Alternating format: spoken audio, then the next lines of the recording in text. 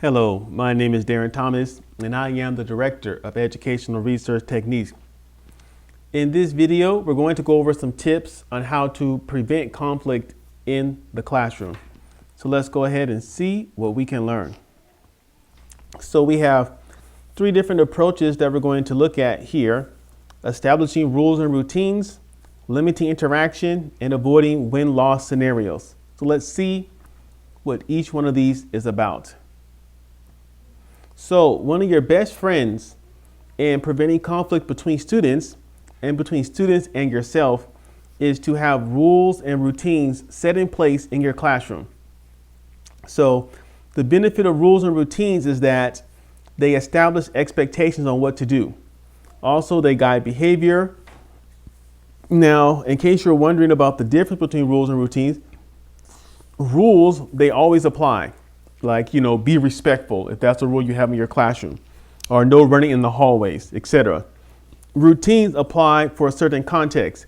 Like, for example, a common routine might be like what needs to happen in order to go out for recess, or what needs to happen when you're coming inside from recess.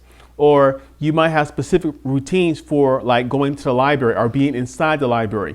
So rules, which generally apply all the time, are different from routines in that rules always apply, like I just said, while routines are based on the context. But whether you're establishing rules or routines, they all also must be enforced consistently. And so this is very, very important. You cannot pick and choose when to apply rules, because what happens is that the students don't know when the rules are going to apply and when they're not going to apply. So this leads to experimentation, because they're wondering, well, does it apply this time? Can I get away with it? What's going to happen?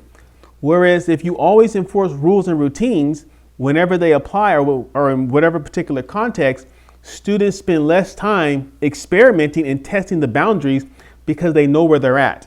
And so this is very, very important. Sometimes we get caught up with, okay, I don't want to make anybody feel bad. I don't want to, have any problem with the students. I'll let it slide.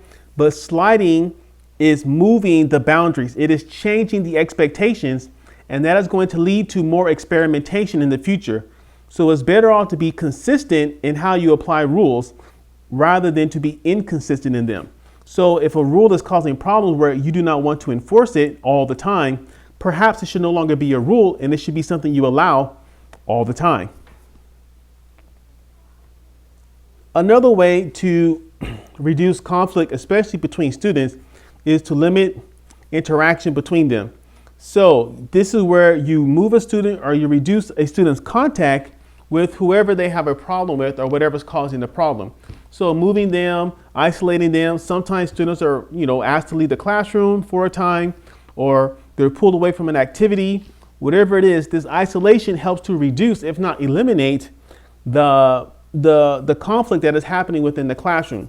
Now, again, consistency is yet another key, and that's an underlying fundamental concept to keep in mind, in that you must be consistent in how you do these things. It cannot be random, because unexpected behavior from the teacher will lead to unexpected behavior from the students as they continue to test the boundaries and expectations that are set in the classroom.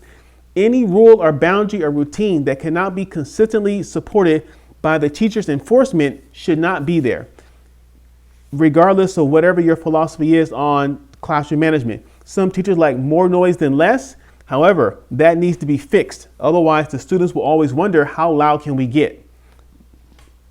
Moving to our last one. We also, whenever possible, want to avoid win-loss situations. This is generally where, you're playing like a zero-sum game.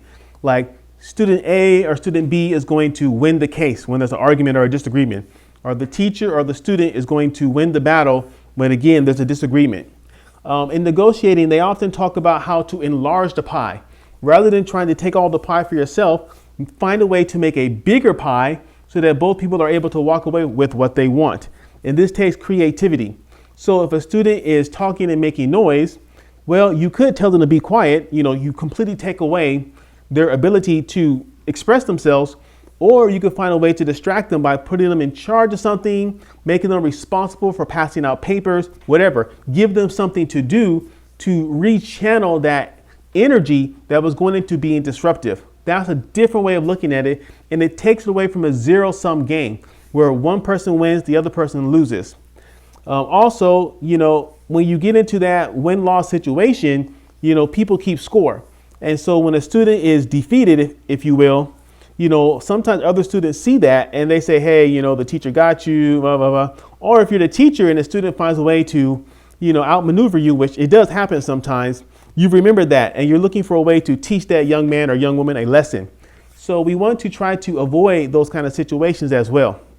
Also, if you look at the second bullet, bias, when one student sort of wins their case against another student, the student who lost can sometimes think of bias, race or gender or whatever it is. And so again, if you find a way to enlarge the pie where both parties are able to get something, maybe even what they want in a slightly different way, it helps to avoid these accusations. However, there are situations where you cannot always find a way to appease the people who are causing disruption. And, it's okay at times to have a win-loss scenario. But if you can, you want to avoid it. You don't want to lean on this particular approach all the time. So as we wrap this up, there are several things that we need to keep in mind. Number one, and I've already mentioned this several times, consistency is absolutely the most important.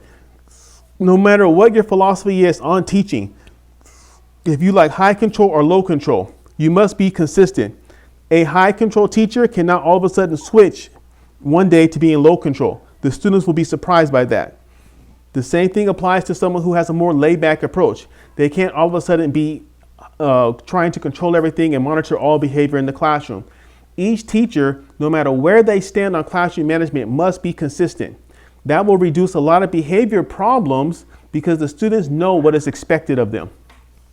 It is also important, as you look at the second bullet, to make sure that you provide clarity, that you explain your rules and routines, your expectations, that you're able to communicate clearly what you want from the students and how it should be done, or whatever it is, however your approach is. But again, when communication is clear and students understand what you want, it's easier for them to try to execute that. And the last one is also similar to the first bullet. Predictability prevents a lot of headaches. And so, when students make a caricature of a teacher, like how they talk or how they act and respond, that can be considered insulting for some teachers. But in reality, what's happening is that they know so well how you are going to react to certain situations that they actually make a joke and a game out of it. And that's an insight into predictability, if you will. They have an idea of what you expect, and so they're making a caricature of it. That's another way to think about it. So, in this video, we looked at 3 different ways that you as a teacher can reduce conflict in your classroom. And that is establishing rules and routines, limiting interaction when a student is being difficult, and also whenever possible, trying to avoid win-loss situations. So, my name is Darren Thomas. I am the Director of Educational Research Techniques. Thank you for watching and listening, and you take care.